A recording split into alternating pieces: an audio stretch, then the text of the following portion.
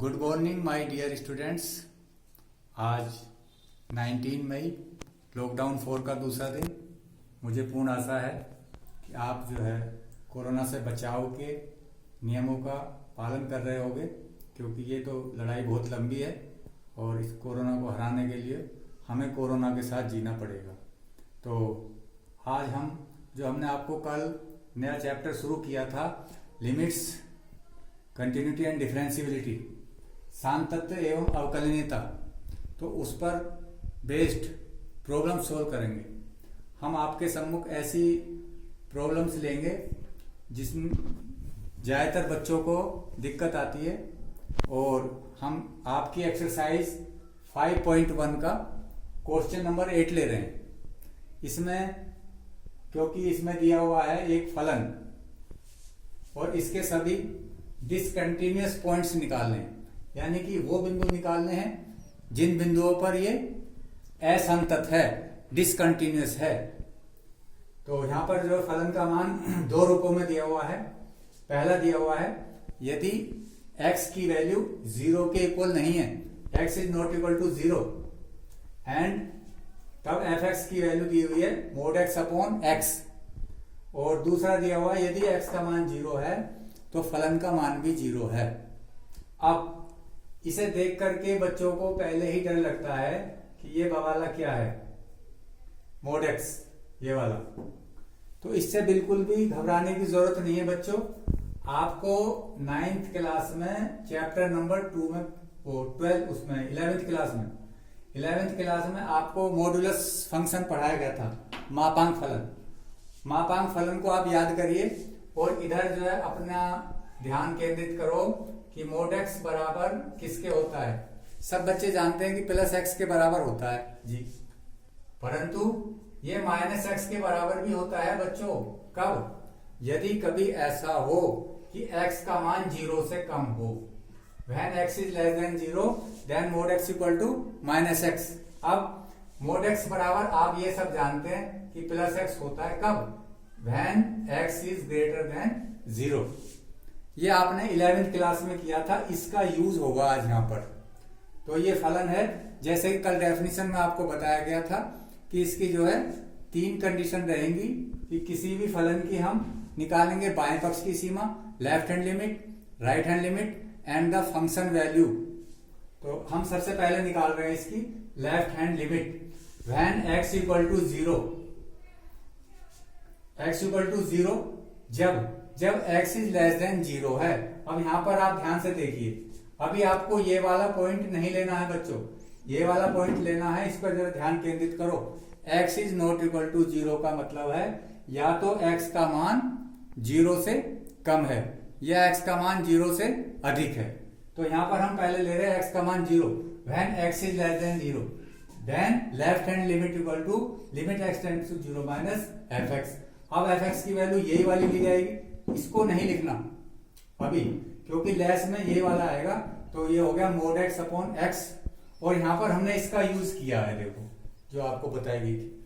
अब mod x की value minus x लिखी जाएगी। यहां पर गलती होने की आपकी पॉसिबिलिटी है, माइनस x अपॉन x। अब माइनस x, तो x से x कट गया बच्चों, तो ये बचा -1। That is the left hand limit, you get -1। अब हमको निकालनी है राइट हैंड लिमिट। तो राइट हैंड लिमिट कैसे निकालेंगे? जब x की वैल्यू ग्रेटर देन 0 होगी। x इक्वल टू 0 पर जब x is greater than 0, that is the right hand limit equal to.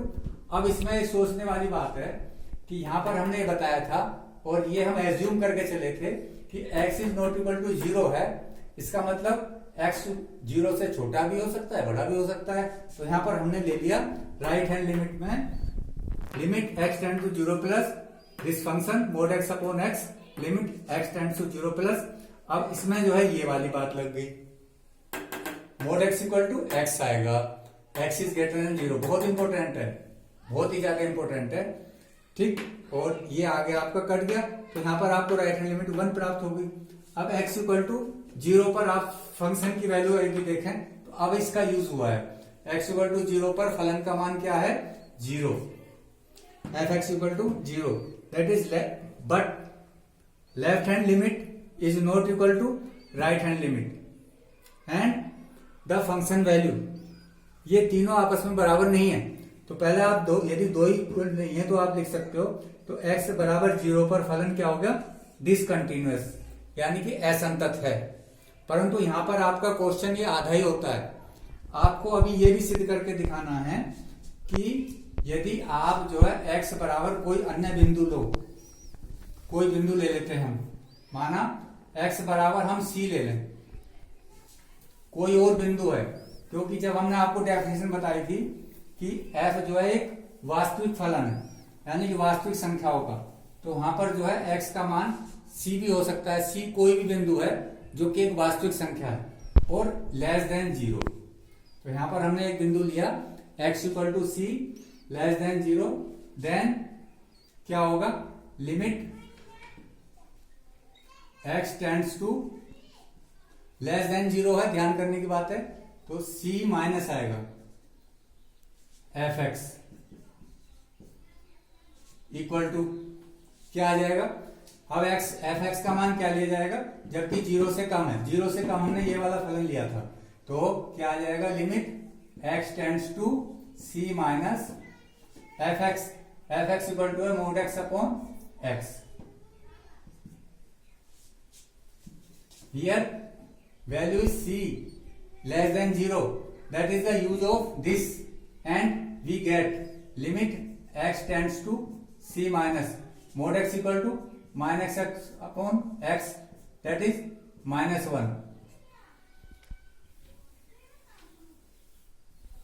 Minus 1 का मतलब हमको फलन प्राप्त हुआ जो हमें सी में रख करके प्राप्त हुआ, यानी कि हमको एक वास्तविक संख्या प्राप्त हुई -1, और वो एज इट फलन के रूप में प्राप्त हुई f of the value of c।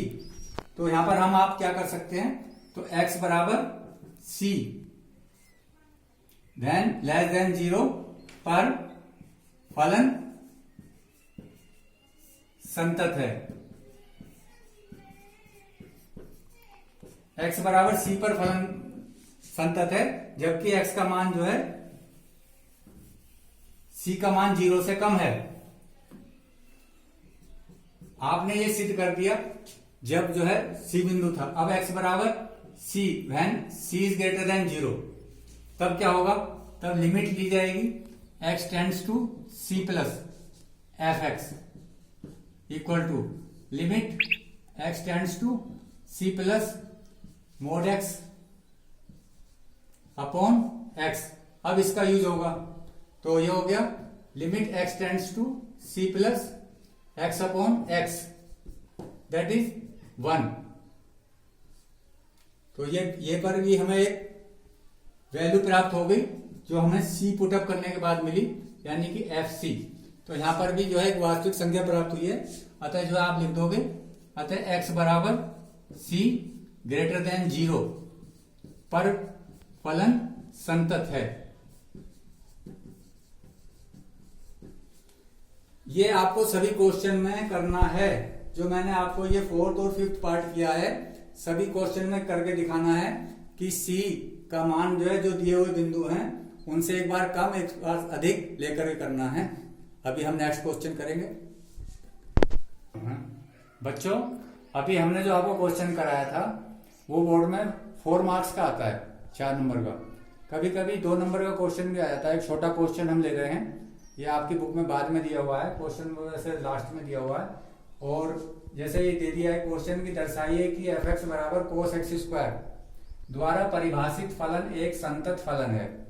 अब यहाँ पर आपके सामने कोई पॉइंट्स नहीं दिए हुए, बस हमको जो है बिना पॉइंट्स अपने आप से पॉइंट्स लेने और उसको कंटिन्यूस सिद्ध करना। तो माना कोई बिंदु हमने ले लिया x बराबर c belongs to r, r एक वास्तविक संख्याओं का समुच्चय है परिभाषा के अनुसार। तब हम fx बराबर क्या लेंगे, इसमें वैल्यू पुटअप कर देंगे, x की वैल्यू क्या लिख दी हमने c, तो हमको ये प्राप्त हो गया cos c स्क्वायर, यानी कि हमको एक बिंदु c के अंदर एक जो है बहुपद प्राप्त हो गया जो कि वास्तविक संख्याओं का से रिलेटेड हमको प्राप्त हुआ है, यानी फंक्शन ऑफ c। तो हम ये कह सकते हैं अतः x बराबर c बिलोंग्स टू r, किसी भी वास्तविक संख्या के लिए फलन f प्रत्येक वास्तविक संख्या के लिए संतत होगा। कंटिन्यूस होगा और यही इसका आंसर हो जाएगा। ये 2 नंबर में है। ऐसे क्वेश्चन आपको शुरू में दिए हुए हैं, 1 to 5 तक के क्वेश्चन इसी टाइप के हैं। आपको जो है बिंदु लेकर के फलन में वैल्यू पुटअप करनी है, उसी से आंसर आ जाएगा। तो आज हम आपको होमवर्क में और क्वेश्चन देंगे। Thank you.